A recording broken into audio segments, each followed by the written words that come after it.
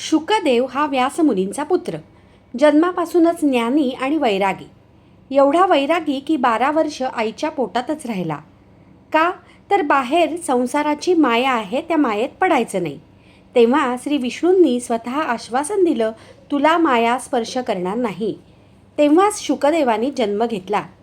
जन्म झाला आणि शुकदेव लगेच वनात निघाला. व्यासमुनी मागे धावले. पुत्रा थांब. शुकदेवाने मागे वळूनही पाहिले नाही. एकदा शुकदेव एका तळ्याजवळून चालला होता. तिथे काही स्त्रिया स्नान करत होत्या. शुकदेवाला पाहून त्यांनी वस्त्राकडे धाव घेतली नाही. मागून व्यासमुनी आले. तेव्हा त्यांनी लगेच वस्त्रे परिधान केली. व्यासांनी विचारले, माझ्यासाठी वस्त्रे घातलीत, माझ्या पुत्रासाठी का नाही?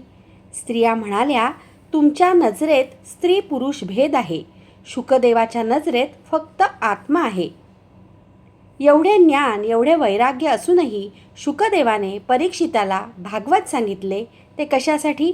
एकाच उत्तरासाठी, नामस्मरण हेच खरे तारण आहे.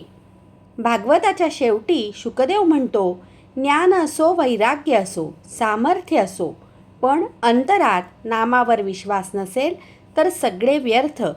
म्हणूनच समर्थ रामदास म्हणतात, जेणे जाळीला काम तो राम ध्यातो, उमेसी अति आदरे गुण गातो, बहुज्ञान वैराग्य सामर्थ्य जेथे, परी अंतरी नाम विश्वास तेथे. श्रीराम.